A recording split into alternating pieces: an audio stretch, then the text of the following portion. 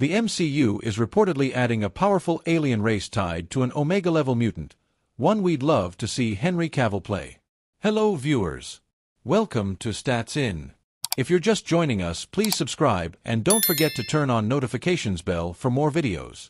The MCU is gearing up for some major cosmic expansions, and the latest rumored addition has X-Men fans buzzing. A powerful alien race, closely tied to an Omega-level mutant we'd love to see Henry Cavill play, is reportedly set to make its debut. With deep Marvel lore and game-changing potential, this could open the door for one of the most epic storylines yet. So, who's coming to shake up the MCU? And could Cavill finally land his next superhero role? The Shi'Ar Empire is officially on its way to the MCU, and that means one thing: Vulcan could finally make his live-action debut. During a recent Discord Q&A, insider Alex Perez confirmed that the Shi'Ar is one of the cosmic races set to appear in Marvel's future projects. He alluded, "We will see future cosmic entities and races be a part of the MCU. The Shi'Ar is one. The Annihilation Wave is another." With the MCU expanding into space, the stage is set for one of the most powerful Omega-level mutants to shake things up. And if there's one actor who could bring Vulcan's ruthless intensity to life, it's Henry Cavill. Vulcan, Gabriel Summers, is the long-lost brother of Cyclops and Havoc, an energy-wielding powerhouse raised as a slave by the Shi'Ar.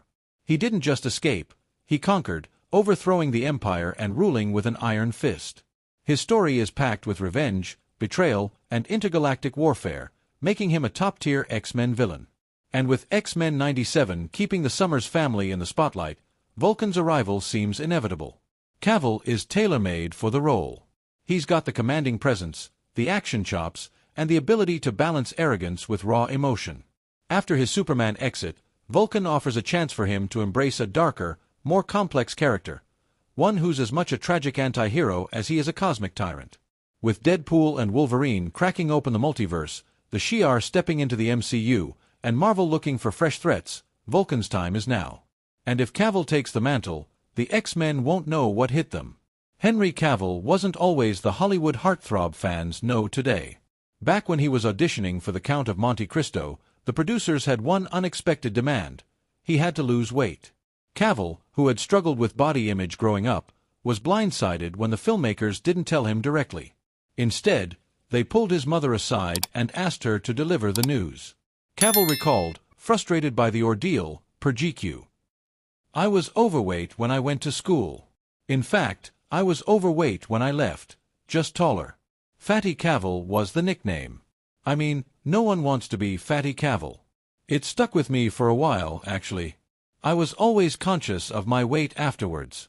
I've had girlfriends in the past who have said, 'No, really, your weight's fine, you look great,' but I just didn't believe them. They took her aside to tell her that I really needed to lose weight in order to get the part. And she had to tell me. I was like, if I'm overweight, why can't they tell me themselves?' I was really pissed off. But I managed to lose 1.5 stones in a very short time. Still, he shed 21 pounds in record time to land the part. That early experience fueled his motivation, but these days, Cavill takes on physical transformations on his own terms. From Man of Steel to Mission Impossible Fallout, the only body change he makes now is packing on pure muscle. Henry Cavill's villainous gig opposite Tom Cruise resembles the big bad of the MCU in terms of motivations. While it can't be said if the rumors surrounding Henry Cavill's potential full-fledged MCU future have some weight or not, interestingly, one of his most impressive roles had some notable parallels with the MCU's big bad. Although Cavill's career in the 2010s was confined to fictional heroes, even if his Clark Kent wasn't exactly as jovial as the past iterations, one of his best acting feats arrived on the opposite spectrum. Cavill was born in Jersey, the largest and southernmost of the Channel Islands, which are dependent territories of the British Crown and are located off the coast of Normandy, France. He is the fourth of 5 sons of Marianne Cavill, née Dalgliesh, a secretary, and Colin Cavill, a stockbroker. The family lived in St. Helier, where Henry Cavill grew up playing computer games with his brothers. At age 13, he left Jersey to attend the Stowe School, a boarding school in Buckinghamshire, England. At Stowe, Cavill developed an interest in acting and participated in school productions, including Grease, A Midsummer Night's Dream, and Tom Stoppard's Dog's Hamlet. At age 16, he and his classmates had the opportunity to be extras in the movie Proof of Life, 2000, starring Russell Crowe. While on set, Cavill introduced himself to the recent Oscar winner, who encouraged him to pursue acting professionally. Cavill soon landed a role in Vendetta, 2001, followed by another in Kevin Reynolds' big-screen adaptation of The Count of Monte Cristo, 2002. For the part of Albert Mandigo, Cavill, who has said that he was teased for being overweight as a kid, was encouraged to lose several pounds.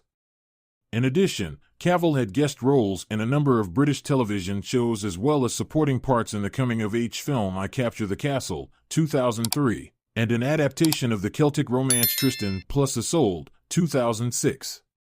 During this period, Cavill auditioned for several iconic roles, including Superman and James Bond, which ultimately went to Brandon Routh in Superman Returns and Daniel Craig in Casino Royale, both 2006, respectively. Those setbacks led him to consider following in the footsteps of two of his elder brothers and joining the armed forces. In 2007, however, Cavill garnered his first leading role in The Tudors, a cable series following the exploits of Henry VIII, played by Irish actor Jonathan Rhys-Meyers. Cavill portrayed Charles Brandon, a loyal courtier to the king. The series helped make Cavill a familiar face, and during its 4 seasons, 2007 to 10, he also appeared in such films as the adventure fantasy Stardust, 2007, and the Woody Allen comedy Whatever Works, 2009. After The Tudors, Cavill proved his skill as an action star, playing Greek hero Theseus in Immortals, 2011, and the son of a CIA agent, played by Bruce Willis, in The Cold Light of Day, 2012. In 2011, Cavill announced that he had been cast as Clark Kent/Superman in Man of Steel, 2013. He later admitted that he had missed the call from director Zack Snyder offering him the job because he had been playing the online game World of Warcraft. To portray the Man of Steel, Cavill transformed his body, adding so much muscle that he sometimes split the seams of his Superman costume.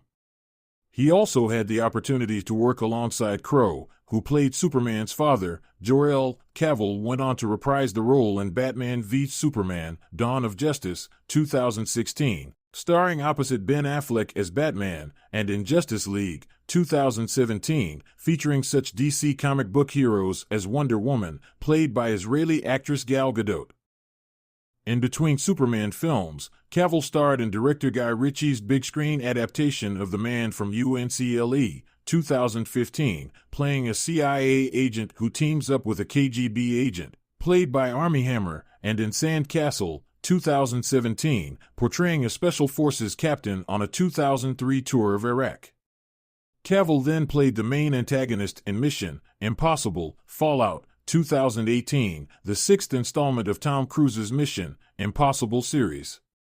In 2019, he assumed the lead role in the hit Netflix series The Witcher, based on the novels by Polish author Andrzej Sapkowski, whose sources include Polish mythology and Slavic folklore. Cavill played Sherlock Holmes, the elder brother of aspiring sleuth Enola Holmes in the movies Enola Holmes, 2020, and Enola Holmes 2, 2022. In 2022, Cavill had a cameo as Superman in Black Adam, renewing speculation that he was planning a return to the role 5 years after